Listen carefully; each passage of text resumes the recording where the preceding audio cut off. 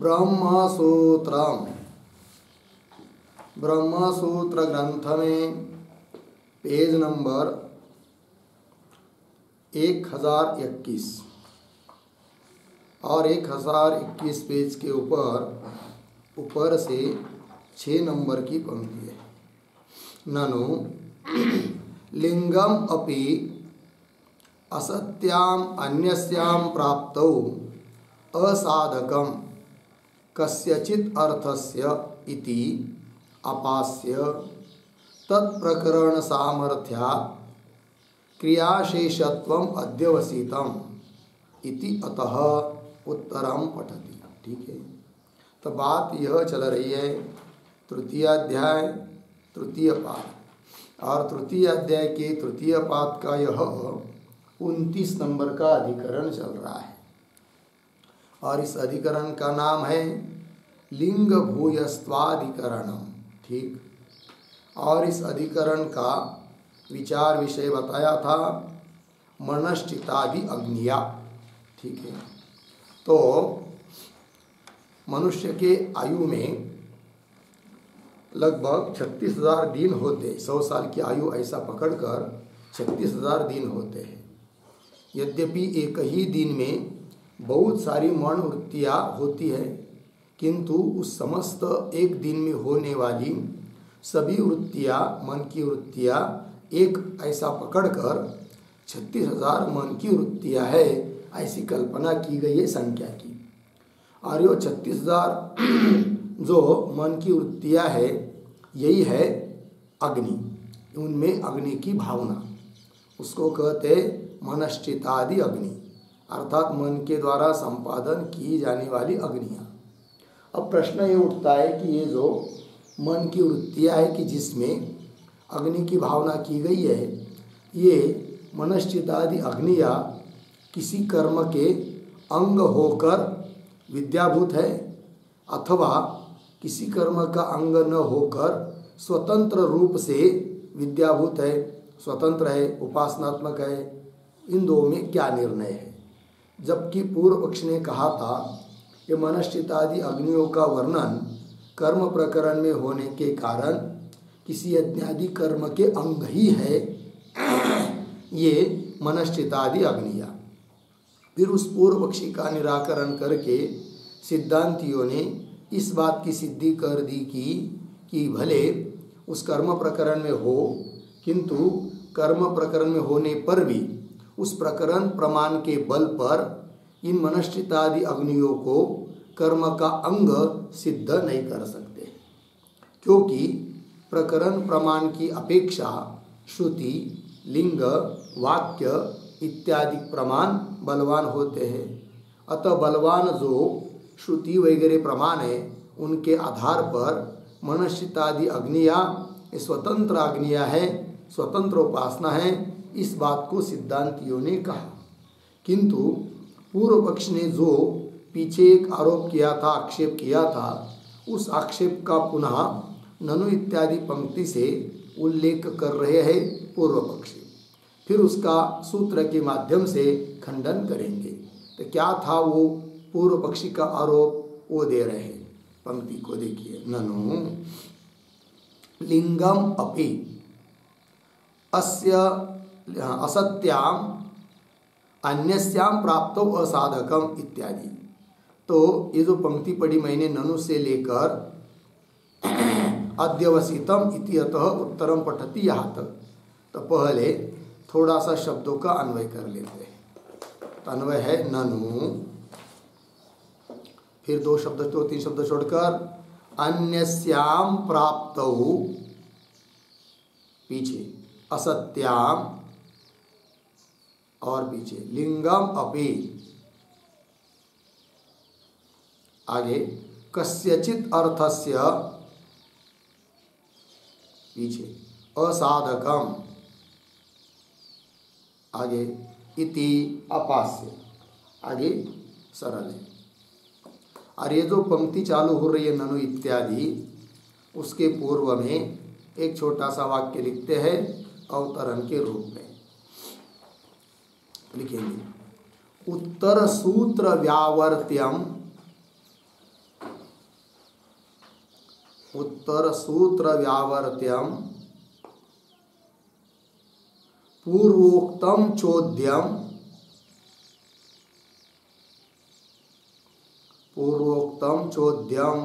अनुस्मारयति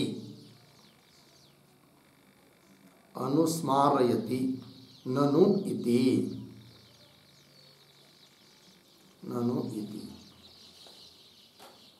ठीक है, देखो भाई अर्थ।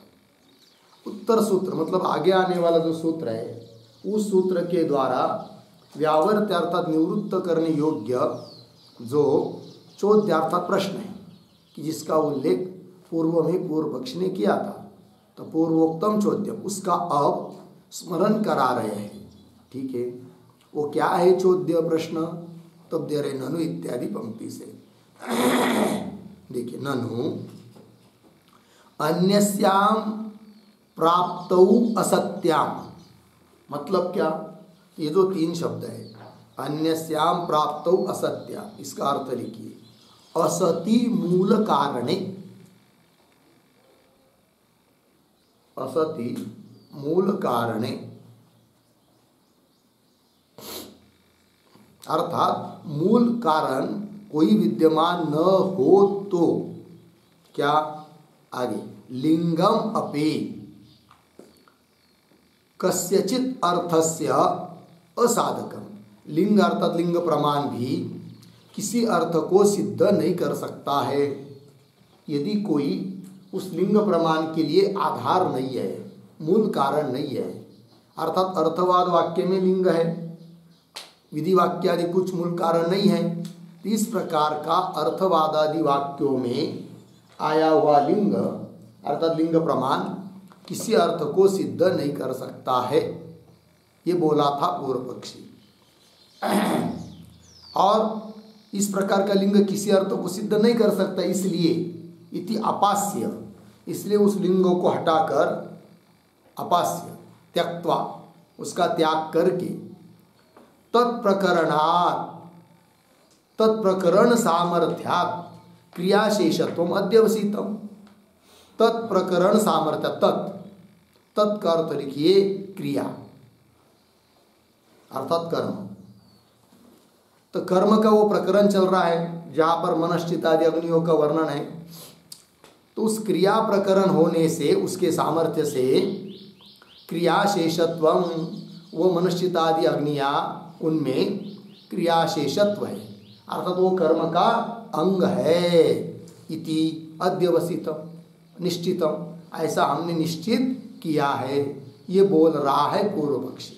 ठीक है, पुनः एक बार सामान्य रूप से ननु, क्या यदि लिंग प्रमाण के लिए कोई मूल कारण नहीं है तो लिंग प्रमाण भी किसी अर्थ की सिद्धि नहीं कर सकता है, और यदि किसी अर्थ की सिद्धि नहीं करता है तो उसका त्याग करके प्रकरण प्रमाण के बल पर, और प्रकरण चल रहा है क्रिया का, कर्म का, तो कर्म प्रकरण के सामर्थ्य से बल पर हमने इस बात की सिद्धि कर दी है। पीछे पूर्व पक्षी बोल रहा है किस बात की? कि वो मनश्चितादि अग्निया क्रिया का शेष है, कर्म का अंग है, ये सिद्ध कर दिया है, निश्चित कर दिया है, ये बोल रहा है पूर्व पक्षी। अर्थात उन मनश्चितादि अग्नियों को कर्म का ही अंग मानना चाहिए, उससे अतिरिक्त वे मनश्चितादि अग्नियाँ कोई स्वतंत्र है ऐसा नहीं मानना चाहिए, ये पूर्व पक्षी का अभिप्राय है। अध्यवसितम इति, अतः इस प्रकार का पूर्व पक्षी पुनः आक्षेप करता है तो उसका उत्तर देने के लिए सूत्र आ रहा है। इति अतः उत्तरम पठति, तो सूत्र है, तो सूत्र का उच्चारण और अर्थ देख लेंगे, फिर आगे का भाष्य। तो सूत्र है श्रुत्यादि बलीयस्त्वाच्च न बाधः, श्रुत्यादि बलीयस्त्वाच्च न बाधः। ठीक, चलिए भाई लिखते सूत्र का अर्थ। लिखेंगे सूत्रावतरणम बराबर ननु अन्यस्याम प्राप्तौ असत्याम, अन्यस्याम प्राप्तौ असत्याम, कौंस में लिखिए मूल कारणे असति, मूल कारणे असति कंस बंद। आगे लिंग प्रमाणम अपि, लिंग प्रमाणम अपि कस्यचित् अर्थस्य, कस्यचित् अर्थस्य साधकं न भवति, साधकं न भवति अर्धविराम। इति मत्वा, इति मत्वा लिंगम त्यक्त्वा, लिंगम त्यक्त्वा प्रकरण सामर्थ्यात्, प्रकरण सामर्थ्यात् मनश्चिदादीनाम अग्नीनाम, मनश्चिदादीनाम अग्नीनाम क्रियांगत्वम अध्यवसितम, क्रियांगत्वम अध्यवसितम अस्ति पूर्णविराम। इति एवं, इति एवं पूर्वपक्षे प्राप्ते, पूर्वपक्षे प्राप्ते आह, आह। फिर नीचे की पंक्ति में सूत्रम श्रुत्यादि बलियस्त्वाच्च न बाधः, 3:3-49 पदच्छेद। श्रुत्यादि बलियस्त्वात् च न बाधः, नीचे की पंक्ति में पदार्थोक्ति बराबर कंस में लिखिए श्रुत्यादि इत्यत्र, श्रुत्यादि इत्यत्र आदि शब्देन, आदि शब्देन लिंगवाक्ययोः, लिंगवाक्ययोः संग्रह भवति, संग्रह भवति अर्धविराम। तथा च, तथा च फिर आगे की तरफ बांध देकर कंस बांध, फिर आगे प्रतीक श्रुत्यादि बलियस्त्वात् बराबर श्रुति लिंग वाक्यानाम, श्रुति लिंग वाक्यानाम प्रकरणात्, प्रकरणात् बलियस्त्वात्, बलियस्त्वात् बराबर अधिक बलशालित्वात्, अधिक बलशालित्वात् च, अधिक बलशालित्वात् हुआ इतना, फिर आगे प्रतीक च बराबर अपि, अपि अर्धविराम, फिर प्रतीक न बाधः, न बाधः बराबर न दुर्बलेन कर्म प्रकरणेन, न दुर्बलेन कर्म प्रकरणेन मनश्चिदादीनाम, मनश्चिदादीनाम स्वातंत्र्यबाधः, स्वातंत्र्यबाधः पूर्णविराम। श्रुति ही तावत्,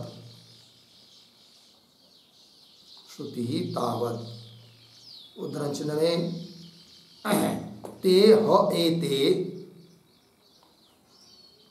ते ह एते विद्याचितः एव, विद्याचितः एव उद्धरण चिन्ह पर इति पूर्ण विराम। आगे लिंगम, उद्धरण चिन्ह में आगे सर्वदा सर्वाणि भूतानि, सर्वदा सर्वाणि भूतानि चिन्वन्त्यपि स्वपते, चिन्वन्त्यपि स्वपते उद्धरण चिन्ह बंद इति पूर्ण विराम। आगे वाक्यम, वाक्यम उद्धरण चिन्ह में विद्यया ह एव, विद्यया ह एव एते, एते एवं विदश्चिता भवन्ति, एवं विदश्चिता भवन्ति उद्धरण चिन्ह बंद। कौंस में लिखिए जो ऐसा जानता है, जो ऐसा जानता है उसके लिए, उसके लिए ये अग्निया, ये अग्निया विद्या से ही संपादित है, विद्या से ही संपादित है। कौन सा बात आगे इति एतानि, इति एतानि प्रकरणं प्रबाध्य, प्रकरणं प्रबाध्य तेषां, तेषां मनश्चिदादीनां, मनश्चिदादीनां स्वातन्त्र्यं बोधयन्ति, स्वातन्त्र्यं बोधयन्ति इत्यर्थः।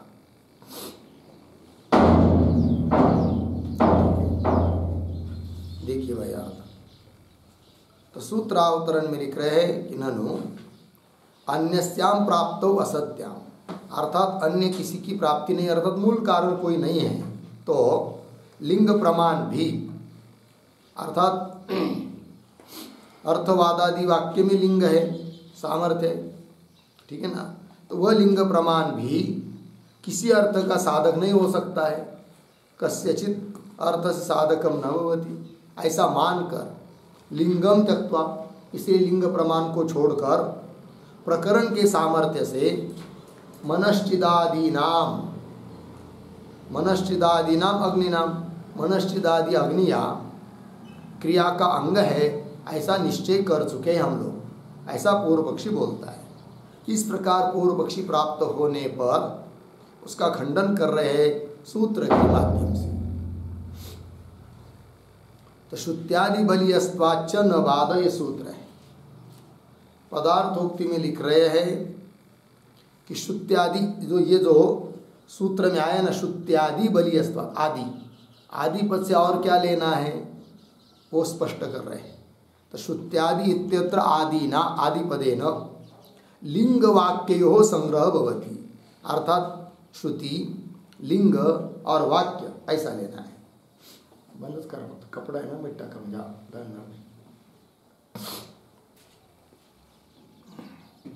श्रुत्यादि इत्यत्र आदि नादि पद से लिंग वाक्यो संग्रह भवति, तथा च श्रुत्यादि बलियस्त्वात्,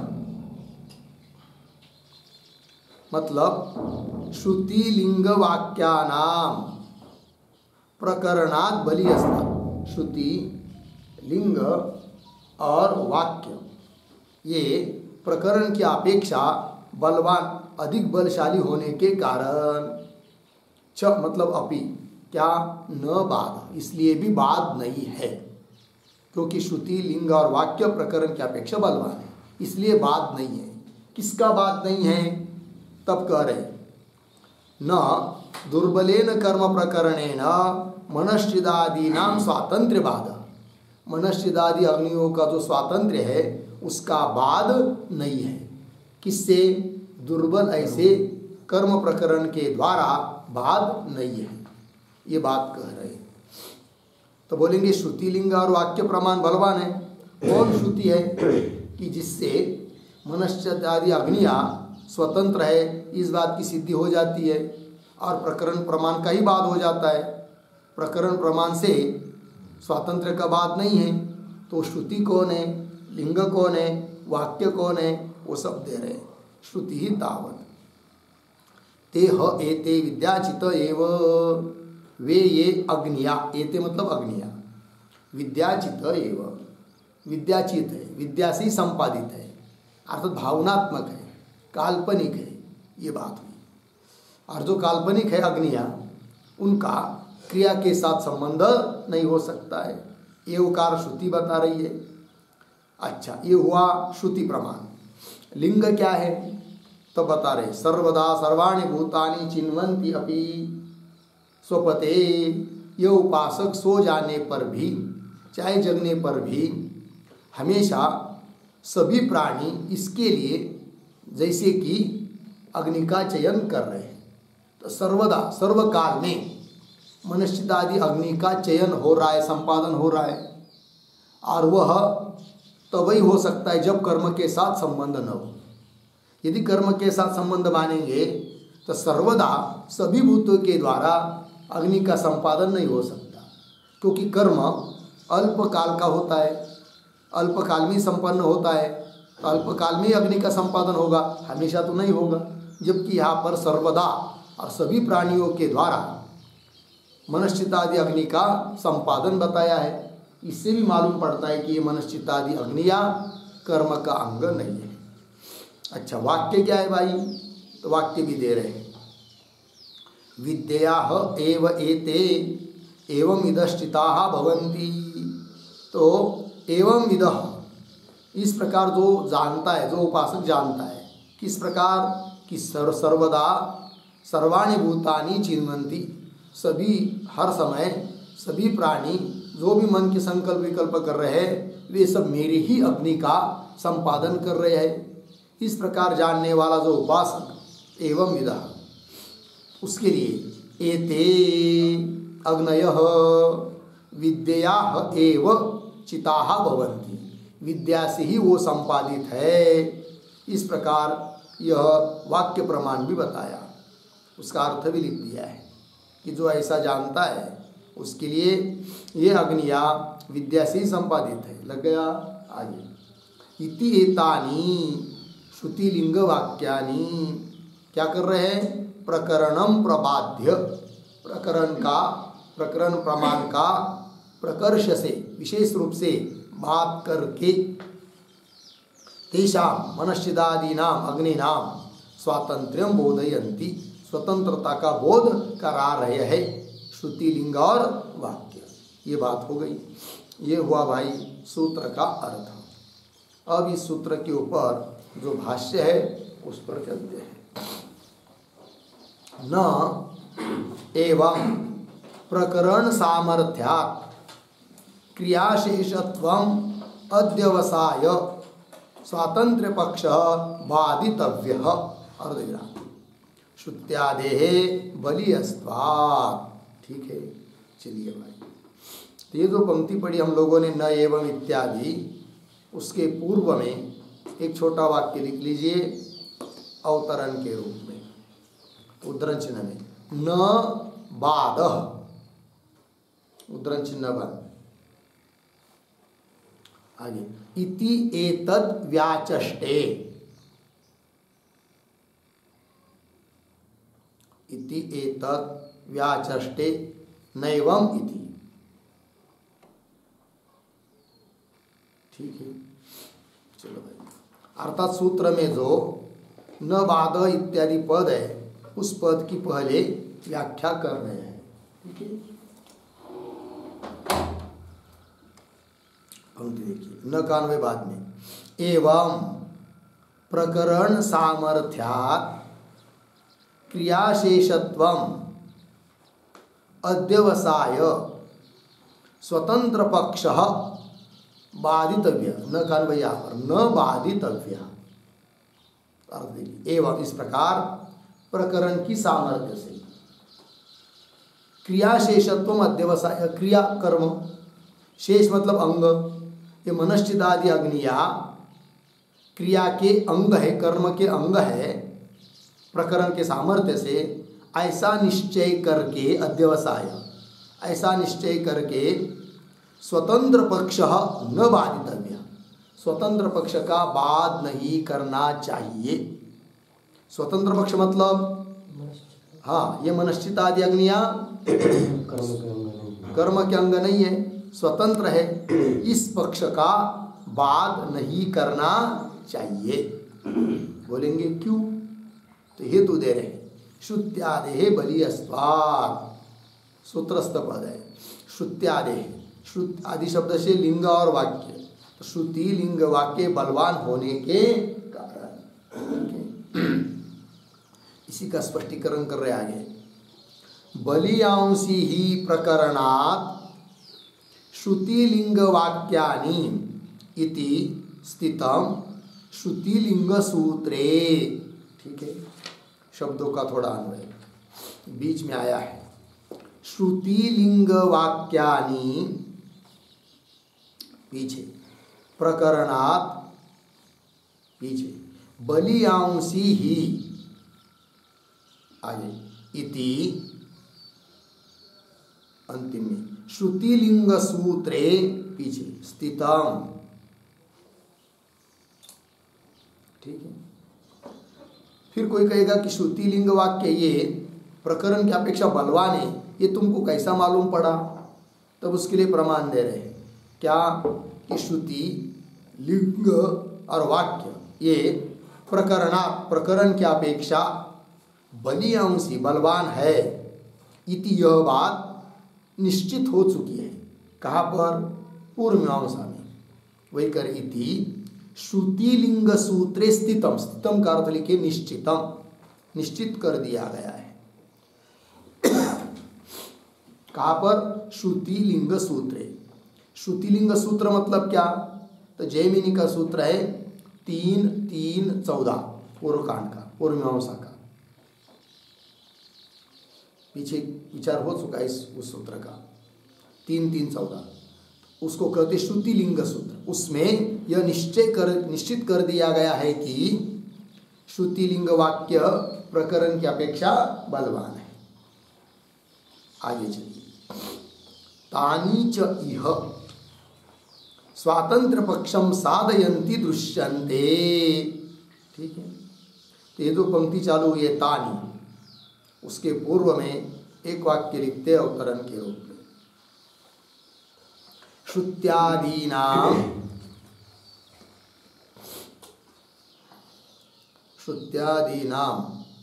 प्रकरणात् बलियस्त्वे अपि,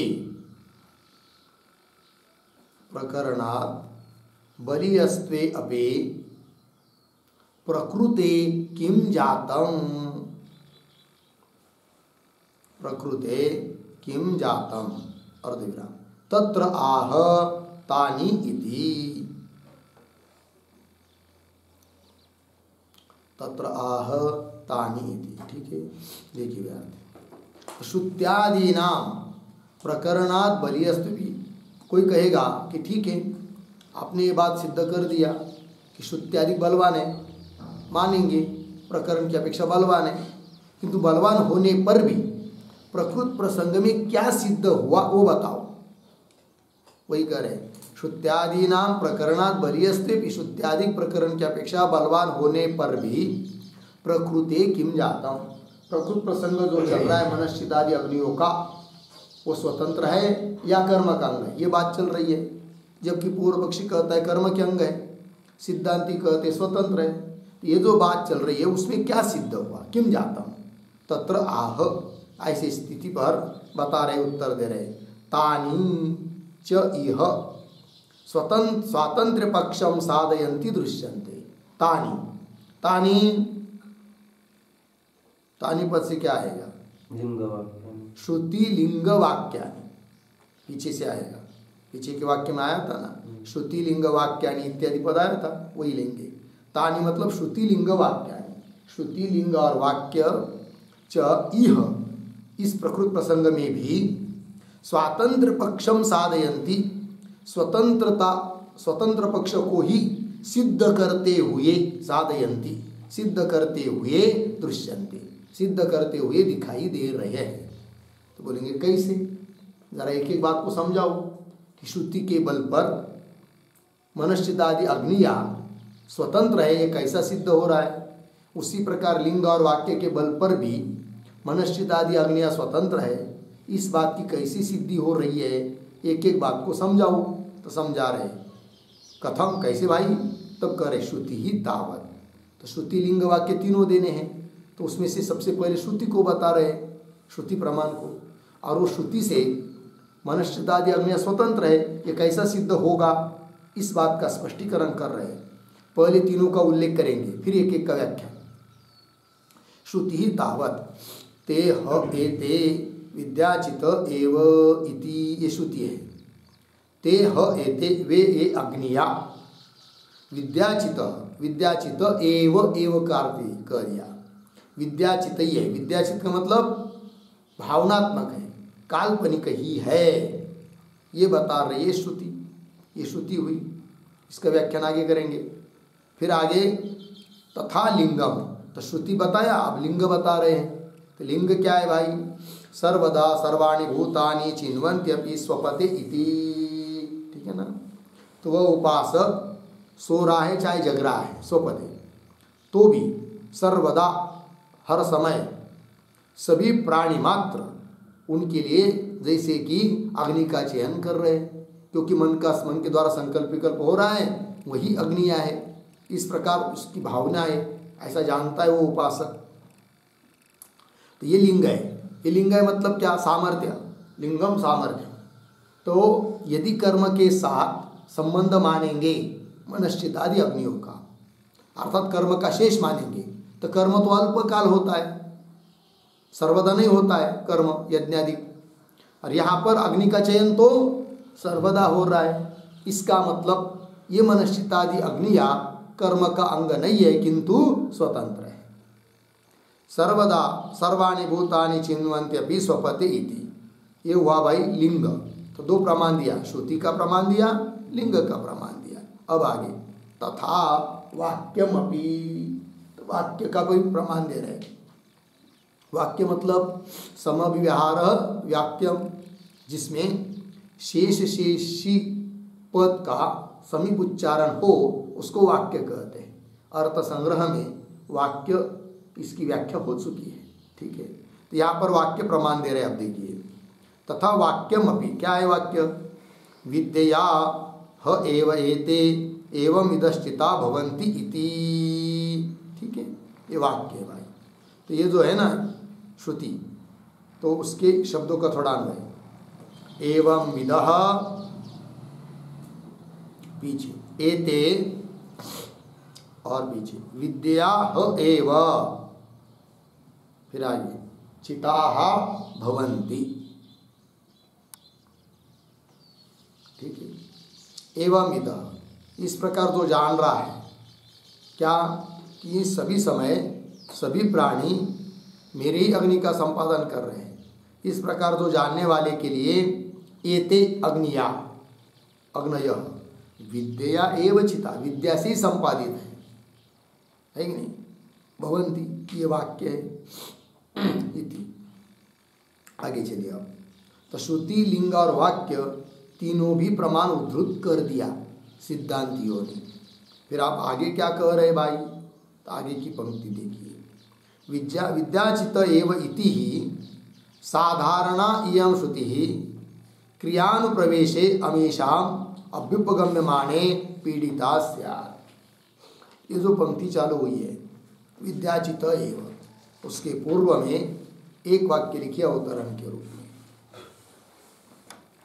तत्र श्रुतिम विवृणोति, तत्र श्रुतिम विवृणोति विद्याचितः इति।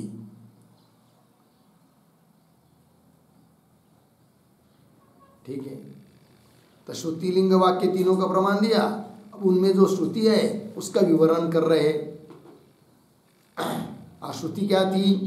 ते ह एते विद्याचित एव, यही है ना, वही देखिए।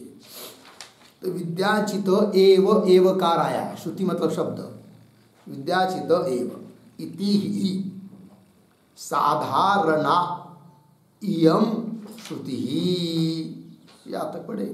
उसके बाद थोड़ा अन्वय, साधारणा इयम श्रुति ही, उसके आगे एक शब्द छोड़कर अमीशाम,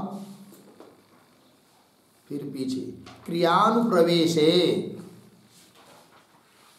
आगे अभ्युपगम्य माने, आगे सरल है, पीड़िता स्यात्। तो साधारण जो यह श्रुति है, शब्द है एव, विद्याचित एव, एवकार, साधारण इयम श्रुति, क्या श्रुति ही पीड़िता स्यात्, ये मुख्य वाक्य हुआ। ये साधारण जो श्रुति है एवकार इत्यादि, वो पीड़िता स्यात्, पीड़िता, पीड़िता शब्द का अर्थ लिखिए बाधिता स्यात्, बाधित हो जाएगी। कब? तब बीच में देखिए, येषाम क्रियानुप्रवेशे अभ्युपगम्य माने,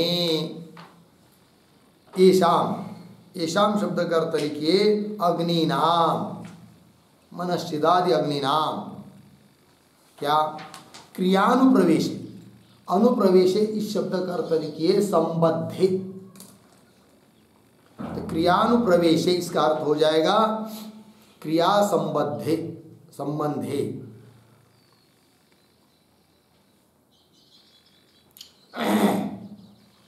अब देखिए, अमीशाम, अग्नि नाम, इन मनश्चिदादि अग्नियों का क्रियानुप्रवेश, क्रिया के साथ, कर्म के साथ संबंध मानेंगे तो अभ्युपगम्य माने, संबंध स्वीकार कर लेने पर पीड़िता स्यात्, बाधित हो जाएगी। कौन? श्रुति। कौन श्रुति? विद्याचित एव, क्योंकि एव कार दिया है ना, विद्याचित एव मतलब मानसिक ही अग्निया है, काल्पनिक ही है, अर्थात उनका क्रिया के साथ संबंध नहीं है, और मानेंगे तो बाधित हो जाएगी, एवकार आदि। इसलिए मनश्चिदादि अग्निया क्रिया के अंग है, यह नहीं मान सकते, ये बोल रहे हैं सिद्धांती। आगे चलिए, धनु अबाह्य साधनत्वाभिप्रायम इदम अवधारणम भविष्यति। ठीक है, अब ये जो पंक्ति ननु इत्यादि, उसके ऊपर लिखिए आक्षेप, आक्षेप, और ननु के पहले एक वाक्य भी लिख लेते हैं अवतरण के रूप में। अवधारण श्रुते है, अवधारण श्रुते है अन्यथा सिद्धिम शंकते, अन्यथा सिद्धिम शंकते ननु इति, ननु इति। ठीक है, देखो भाई, अवधारण श्रुति, अवधारण श्रुति मतलब एवकार, एवकार शब्द, उसको पूर्व पक्षी उसके अन्यथा अन्य प्रकार से सिद्धि कर रहा है, अन्य बात के लिए है वो एवकार, ऐसा बता रहा है पूर्व पक्षी। क्या बता रहा है? पंक्ति को देखिए, ननु इत्यादि से, ननु अबाह्य साधनत्वाभिप्रायम इदम अवधारणम भविष्यति। शब्दों का थोड़ा अन्वय कर लिया ना, ननु इदम अवधारणम, पीछे अबाह्य साधनत्वाभिप्रायम भविष्यति। ठीक है, पूर्व पक्षी बोल रहा है कि यह जो अवधारण है, एवकार है, वह किस लिए है? अबाह्य साधनत्व बताने के लिए है। मतलब ऐसी ये मनश्चिदादि अग्नियां है कि जिसके लिए कोई बाह्य साधन की जरूरत नहीं है। जैसे यज्ञ अग्नि के लिए बाह्य साधन की जरूरत होती है। यज्ञ का जो अग्नि है उसको संपादित करने के लिए बाह्य साधन की जरूरत होती है, जैसे ईंटा वगैरह लगती है, कुंड बनाना पड़ता है और उस कुंड में अग्नि को रखना पड़ता है, तो उस प्रकार बाह्य साधनों की जरूरत पड़ती है। उस प्रकार मनश्चित आदि जो अग्नियाँ हैं इनको बाह्य साधन की जरूरत नहीं है। इस बात को बताने के लिए है एवकार, ऐसा बोल रहा है कौन? पूर्व पक्षी। जबकि सिद्धांतियों ने एवकार का अर्थ बताया था क्या?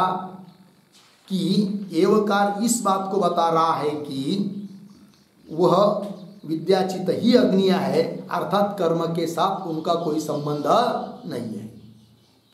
तो पूर्व पक्षी बोल रहा है एवकार का अर्थ कर्म के साथ उन अग्नियों का संबंध नहीं है, ऐसा बताने के लिए है, ऐसा मत मानो। अपितु एवकार इसलिए आया है कि उस मनश्चित आदि अग्नियों के लिए बाह्य साधन की जरूरत नहीं है, इस बात को बताने के लिए है कौन? एवकार, ऐसा मानो। तब क्या होगा?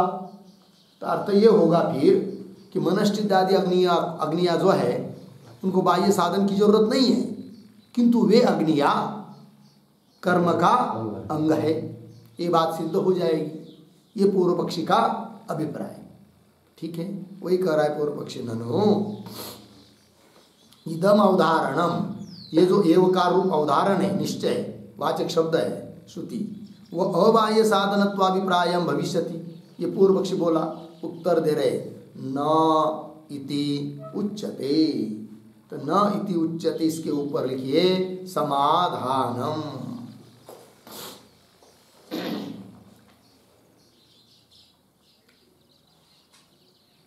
समाधान। और ये जो न इत्यादि पंक्ति चालू हो रही है उसके पूर्व में छोटा सा वाक्य, पूर्व पक्षम दूषयति।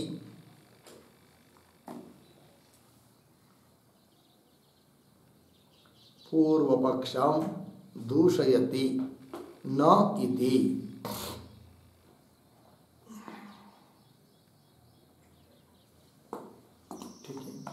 पूर्व पक्ष के ऊपर दोष दे रहे, खंडन कर रहे, ठीक है। पंक्ति न इति उच्यते, अर्थात जो अभिप्राय अवधारण श्रुति का पूर्व पक्ष ने निकाला वह अभिप्राय श्रुति का नहीं है। क्यों? यदि मानेंगे तो क्या दिक्कत? तब करें तद अभिप्रायतायाम ही विद्याचित इति इयता स्वरूप संकीर्तनेन एव कृतत्वात् अनर्थकम अवधारणम भवेत्। अर्धविराम। क्यों? स्वरूपम एव ही एषाम अबाह्य साधनम इति। तो भवेत् के आगे थोड़ा अन्वय, भवेत् की बात कैसा पढ़ेंगे? ही एषाम अबाह्य साधनम इति, पीछे स्वरूपम एव।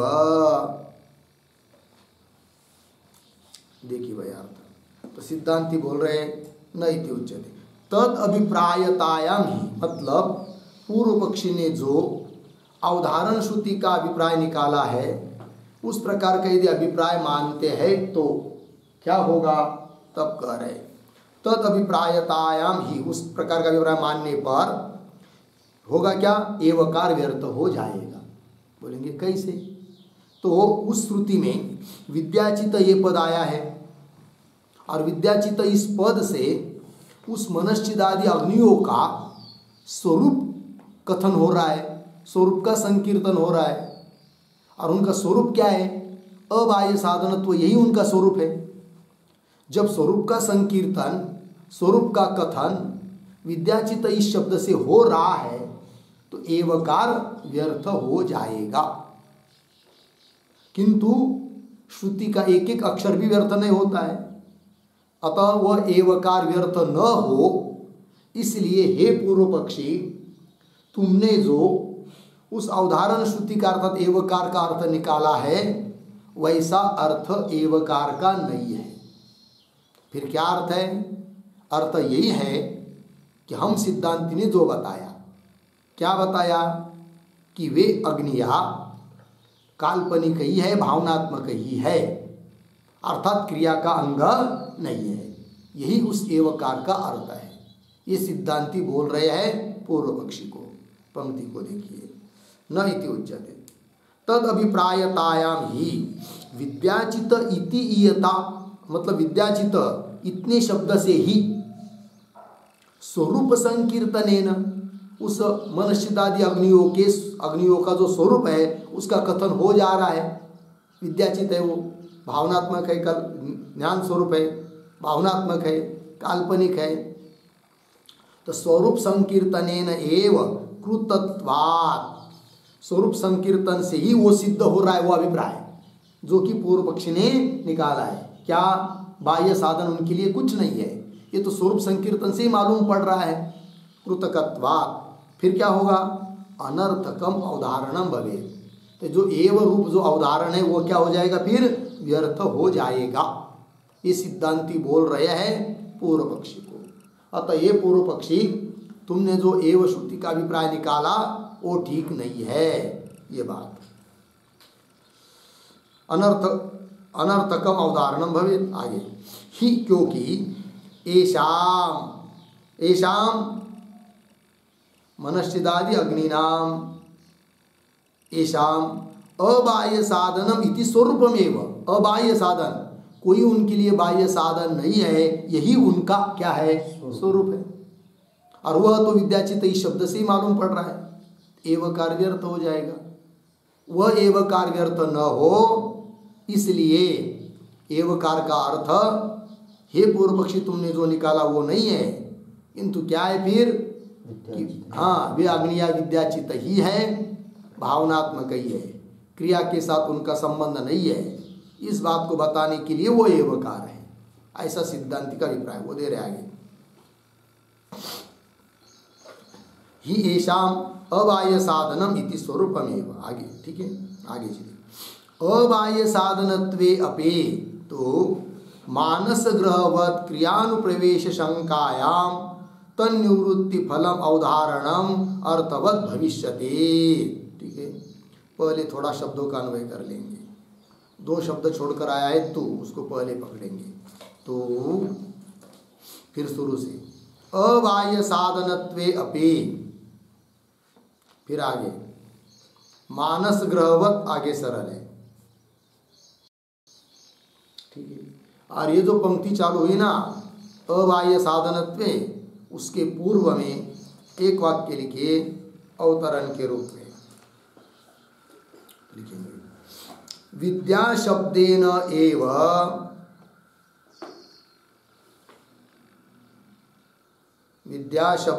एव बाह्य साधनत्वं व्यावर्त्यते, बाह्य साधनत्वं व्यावर्त्यते चेत अर्धविराम त्वन्मते अपि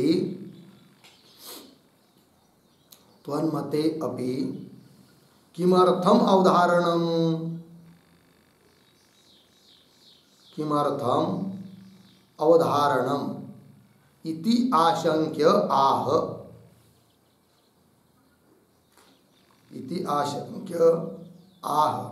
अबाह्य साधनत्वेति। ठीक है, देखिए भाई, तो पूर्व पक्षी पूछ रहा है सिद्धांतियों को, क्या विद्या शब्देनैव बाह्य साधनत्वं व्यावर्त्यते चेत। पूर्व पक्षी कह रहा है सिद्धांतियों को, हे सिद्धांति, विद्याचित एव, इस श्रुति में जो पहला शब्द विद्याचित है उतने से ही बाह्य साधनत्व का व्यावर्तन हो रहा है, बाह्य साधन का अभाव द्योतित हो रहा है। तब एवकार तुम्हारे मत में किसके लिए बताओ फिर, ये प्रश्न कर रहा है पूर्व पक्षी सिद्धांतियों को।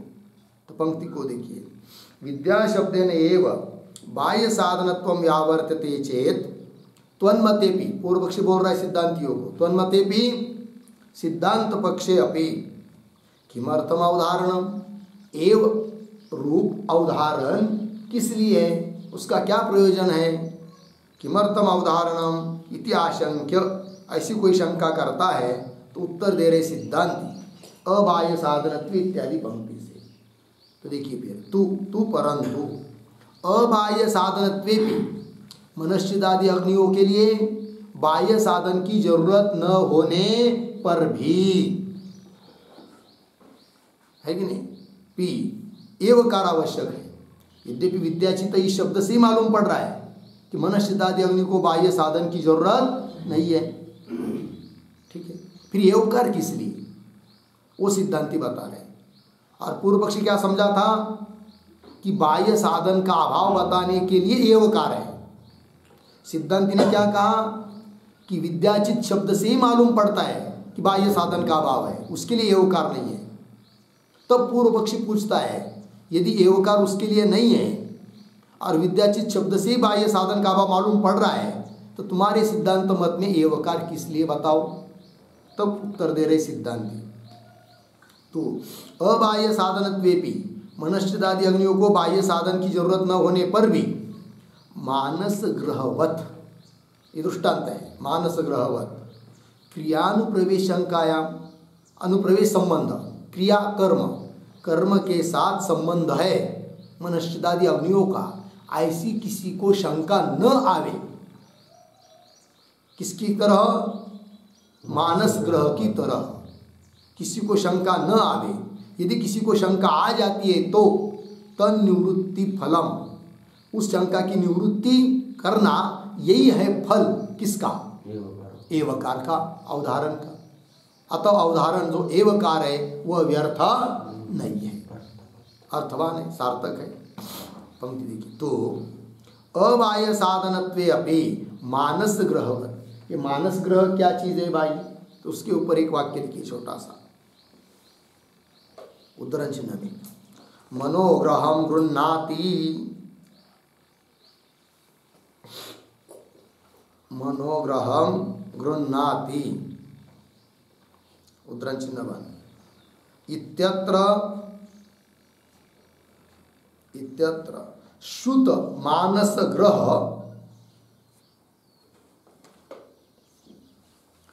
श्रुत मानस ग्रह दशम अन्न का अंग है, दशम अन्न का अंग है, पूर्ण विराम। इसका विवेचन ब्रह्मसूत्र 3:45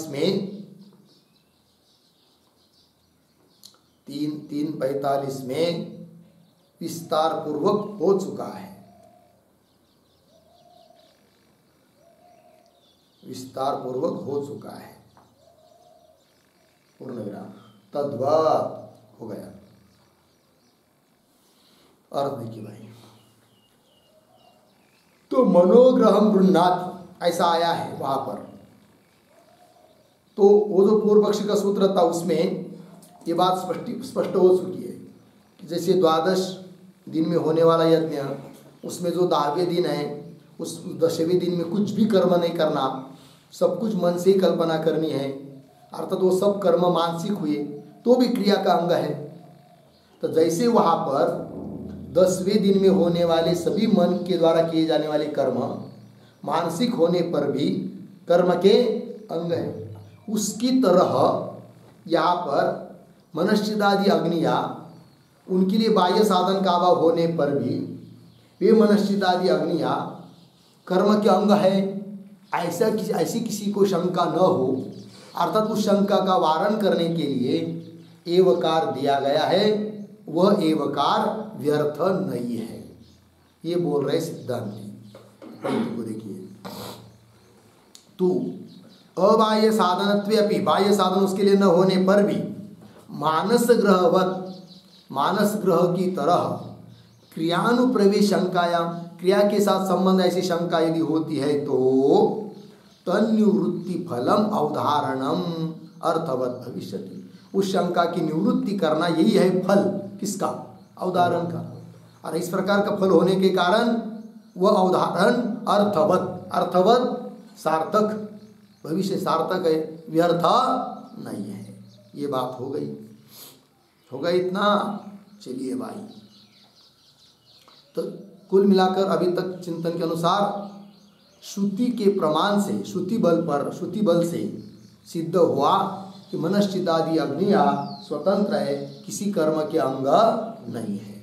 अब इसी बात को आगे स्पष्ट कर रहे हैं, मतलब तथा इत्यादि पंक्ति देखिए, तथा स्वपते जाग्रते च एवं विदे सर्वदा सर्वाणि भूतानि एतान अग्निं चिन्वन्ति इति सातत्य दर्शनम येषाम स्वातंत्रे अवकल्पते। ठीक है, देखिए तो ये जो पंक्ति है ना, तथा के पहले एक वाक्य लिखिए अवतरण के रूप में,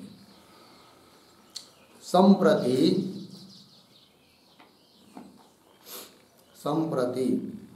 अवधारण श्रुतिवत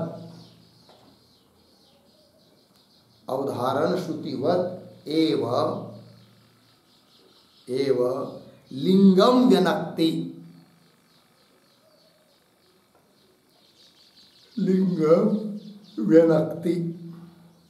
तथा इति। ठीक है ना, देखो भाई, तो तीन प्रमाण बलवान है, उसके बल पर स्वतंत्रता सिद्ध कर रहे हैं। वो तीन प्रमाण कौन? श्रुति, लिंग और वाक्य। तो श्रुति का विवेचन यहाँ तक हुआ। अब संप्रति मतलब अब अवधारण श्रुति की तरह लिंगम व्यनक्ति, अब लिंग का व्याख्यान कर रहे हैं। ठीक है, ऊपर दिया था ना लिंग, क्या लिंग दिया था अभी भाष्य में? सर्वदा सर्वाणि भूतानि चिन्वन्त्यपि स्वपति, ये लिंग दिया था, उसका स्पष्टीकरण कर रहे आप तथा इत्यादि पंक्ति से। तो पंक्ति को देखिए, तथा से लेकर कल्पते या अवकल्पते तक जो पंक्ति पड़ी है, उन शब्दों का थोड़ा पहले अन्वय कर लेते हैं। तो कैसा होगा देखिए, तथा दो शब्द छोड़कर आगे एवं विदे, पीछे स्वपते जाग्रते च, फिर आगे सर्वाणि भूतानि, पीछे सर्वदा, आगे एतान अग्निं चिन्वन्ति, एतान अग्निं चिन्वन्ति, आगे सरल है। तथा देखो एवं विदे, इस प्रकार जो जानने वाला है उपासक, कैसा कि सर्वदा सभी प्राणी जो भी मन की कल्पना कर रहे हैं वो मेरी ही अग्नि का संपादन कर रहे हैं।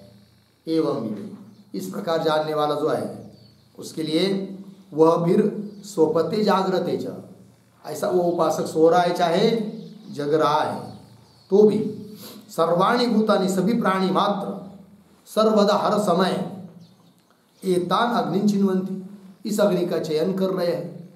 ठीक है ना, तो ये लिंग हुआ। इसमें क्या बताया?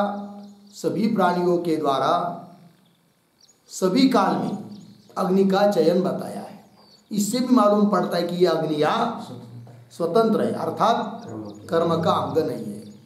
क्योंकि कर्म का अंग यदि होते तो कर्म तो अल्पकाल होता है, तो अल्पकाल ही अग्नियाँ बताई होती, किंतु सर्वदा सभी प्राणी के द्वारा बताया है। इससे भी मालूम पड़ता है कि मनश्चितादि अग्नियाँ स्वतंत्र है। चिन्वन्ति इति सातत्य दर्शनम, नहीं, इस श्रुति में जो सातत्य दर्शन है, सतत निरंतर चयन करना, ये जो बताया गया है, सातत्य दर्शनम क्या? येषाम स्वातंत्रे कल्पते या अवकल्पते, येषाम मनश्चिदादि अग्निना स्वातंत्र्य, मनश्चिदादि अग्निया स्वतंत्र है कि नहीं? स्वातंत्र्य अवकल्पते, अवकल्पते का अर्थ लिखिए सुसंगतम भवति, स्वतंत्र मानने पर ही यह लिंग सुसंगत होता है। ठीक है ना, यदि उन अग्नियों को स्वतंत्र नहीं मानेंगे तो यह जो सर्वदा सर्वाणि भूतानि इत्यादि लिंग है वह सुसंगत नहीं होगा। ठीक है, चलिए आगे। यथा सांपादिके वाक् प्राणमये अग्निहोत्रे प्राणम तदा वाचि जुहोति वाचम तदा प्राणे जुहोति इति च उक्त्वा उच्यते एते अनन्ते अमृते आहुति जाग्रच्च स्वपंश्च सततम जुहोति इति तद्वत्। ठीक है जी। देखिए भाई, ये जो पंक्ति है ना, यथा इत्यादि, उस यथा के पहले एक वाक्य लिख लेते हैं अवतरण के रूप में। सातत्यम सातत्यम बराबर सर्वकाल सर्वपुरुष व्यापित्वम।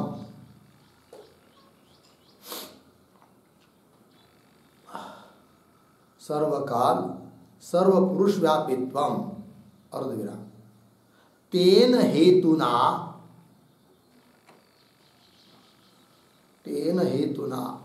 क्रियानुप्रवेशाभावे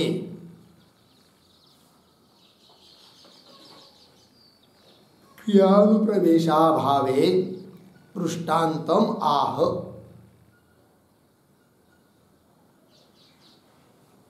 दृष्टान्तम आह यथा इति। ठीक है, देखो भाई अर्थ।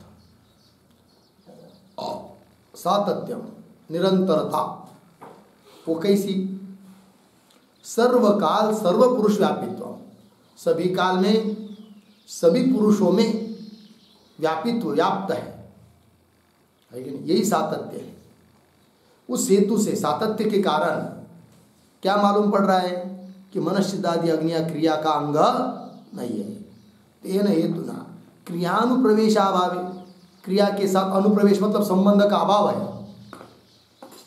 इस हेतु से सातत्य के कारण इसके लिए दृष्टांत दे रहे हैं।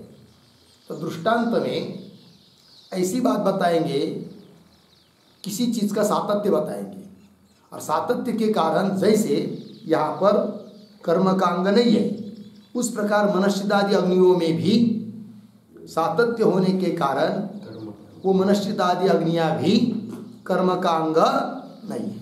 ये बात यथा सांपादिके वाक् प्राणमय अग्निहोत्रे, अग्निहोत्रे का विशेषण है सांपादिके और वाक् प्राणमय।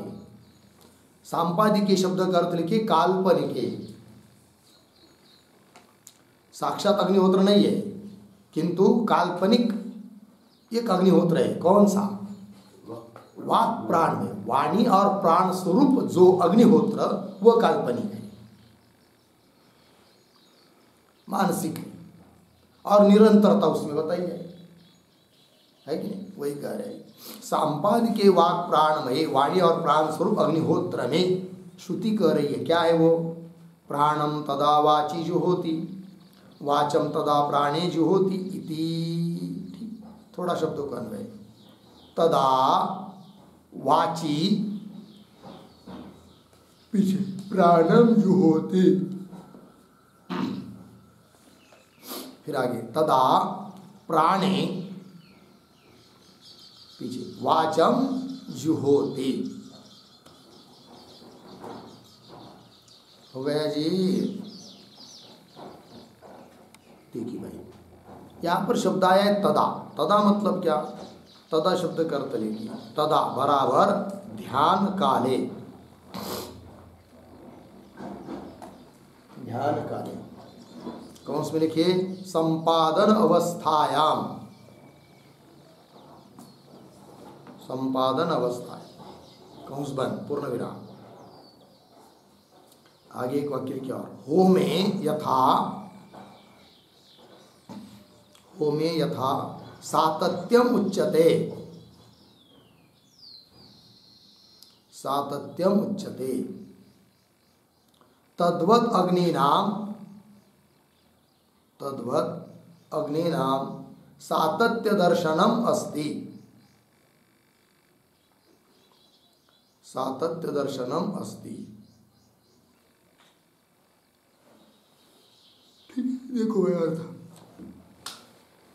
तदा मतलब ध्यान काल में, संपादन अवस्था में, जब वो वाग प्राणमय अग्निहोत्र को संपादन करना है, अर्थात उस समय ध्यान करना है, तो क्या है उस समय? तो तथा वाची प्राणम ज्योति, तो वाक प्राण वाणी और प्राण स्वरूप अग्निहोत्र कैसा करना है? साक्षात वाग्नि का क्रिया का कोई संबंध नहीं है, केवल भावनात्मक है। तो वाणी में प्राण का हवन करना है और पुनः उसके विपरीत तदा प्राणे वाचम, और प्राण में वाणी का हवन करना है। और ये सतत रात दिन चलता है परस्पर। कैसे? वाणी में प्राण का हवन और प्राण में वाणी का हवन। तो जैसे कि उसका अग्निहोत्र हमेशा सतत जन्म से लेकर मरण तक चल रहा है, किंतु इस प्रकार का जो सतत निरंतर होने वाला प्राण वाणी प्राण स्वरूप अग्निहोत्र है, वह क्रिया का साक्षात किसी क्रिया का अंग नहीं है उस प्रकार। लेकिन है क्या? वाक प्राणी स्वरूप, वाक प्राण स्वरूप अग्निहोत्र है क्या चीज? इस बात को भी थोड़ा समझने के लिए उस पर थोड़ी टिप्पणी लिखते हैं। लिखेंगे, मनुष्य दीर्घ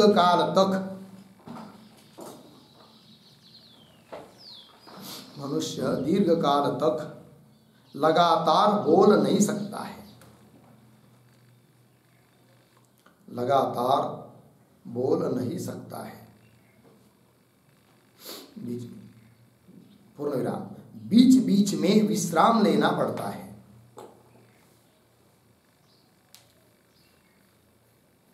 बीच बीच में विश्राम लेना पड़ता है, पूर्ण विराम। इससे सिद्ध होता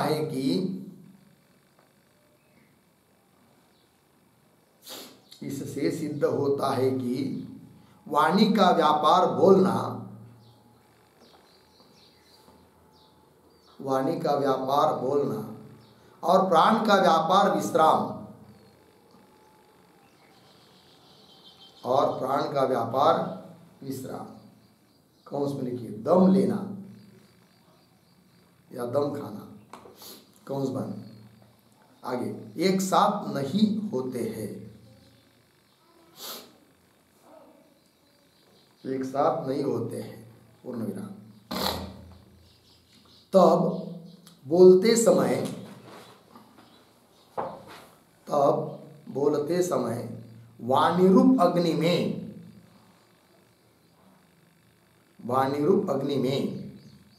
प्राण की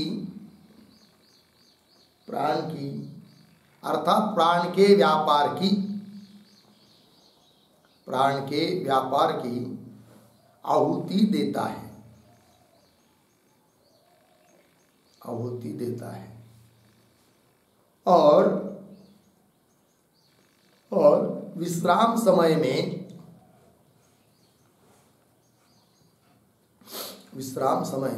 प्राण रूप अग्नि में वाणी की अर्थात वाणी के व्यापार की आहुति देता है। वाणी के व्यापार की आहुति देता है, पूर्ण विराम। इस तरह दो प्रकार की भावना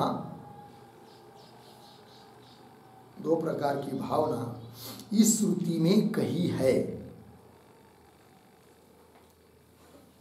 इस श्रुति में कही है, पूर्ण विराम। ये आहुतियाँ भोजन अर्धविराम, शयन इत्यादि सभी व्यापार के होते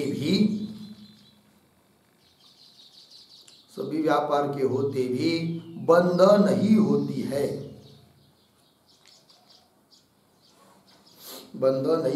है, पूर्ण विराम। जन्म से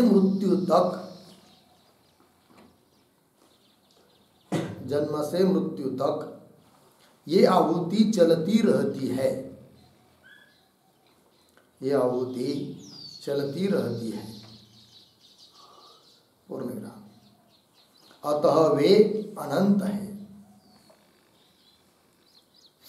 अतः वे अनंत है, पूर्ण विराम। अर्थात किसी कर्म के अंग नहीं है, किसी कर्म के अंग नहीं है, अर्धविराम। केवल विद्यामय,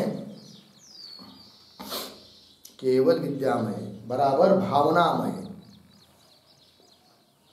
भावनामय बराबर काल्पनिक है, काल्पनिक है, पूर्ण विराम। उस प्रकार